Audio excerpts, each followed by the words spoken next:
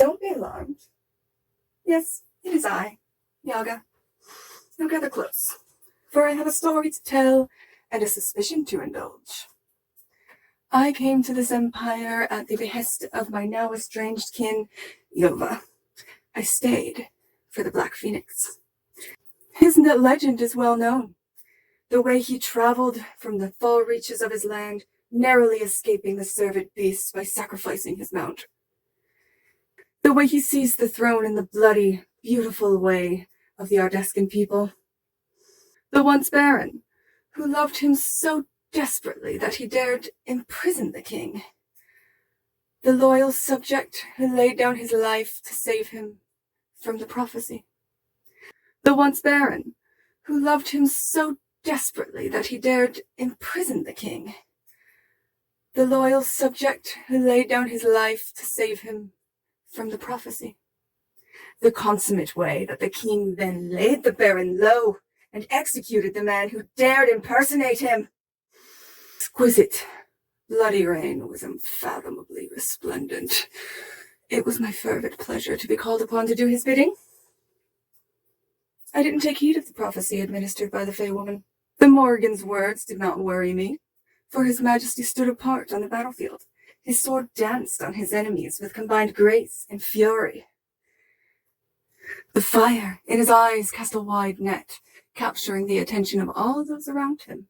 What calamity could extinguish the flames of the Ardescan phoenix? It was unfathomable. Of course, the people of Arnor had known. They had a whole war about it. All of the Ardescan people knew. I was blind to the foreign burning ways of the phoenix. In ignorant bliss, I went about the task set before me by my Kruok, coaxing our people from the shores of the poison seas to join you here. There was much to plan and more to do.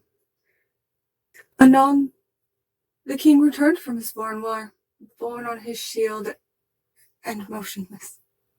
The same terrible, winged visage appeared once more to lift the burden of the crown as her own, and sent him beyond the veil.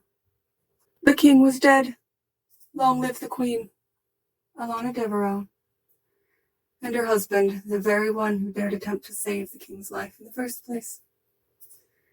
Even as the phoenix flames passed from black to gold, I began to hear his whispers, occupying the still, silent spaces between words.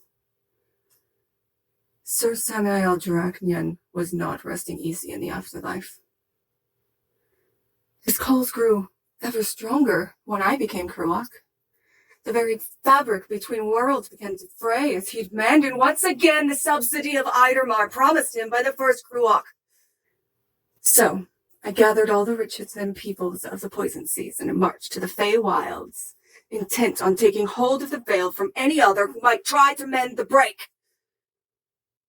I summoned and enslaved a powerful Vila, bought an army, and fought until the darkness fell and the fog rolled in. And there he was, the fiery will-o-wisps guiding his way. He demanded my subservience. And finally, I could kneel again. The Black Phoenix returned as the Count of Avernus at the call of the Queen Devereaux, the same woman who sent him to his grave. He was magnificent. He was commanding. He was powerful. He was beautiful. And even taller than I remembered. And the cycle of the Phoenix turned again. Queen Aloya was beset by the burning. The northern lands were scorched by the dragon's passing as it possessed the high Dara Lydia. She commanded my count to stop the dragon's steady march south toward the heart of the kingdom.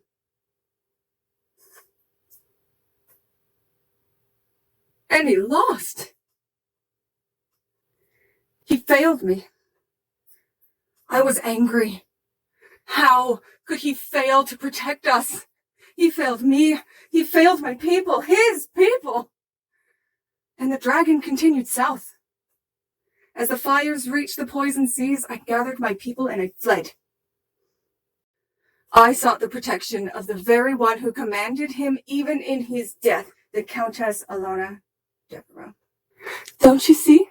If the full grandeur of the Black Phoenix had truly returned, he could not have lost to the bedeviled High Jarl.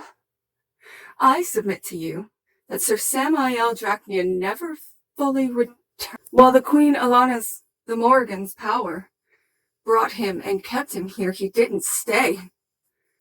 As the gold phoenix faded, so did the black. Now, Avernus is gone, and the knight, the count, the king who named me remains capricious. I still see him sometimes, turning the tides of our ever-turning battles. I heard him once, chiding me for my lack of loyalty. But the true flames of the Black Phoenix burn elsewhere. I can feel it in my bones.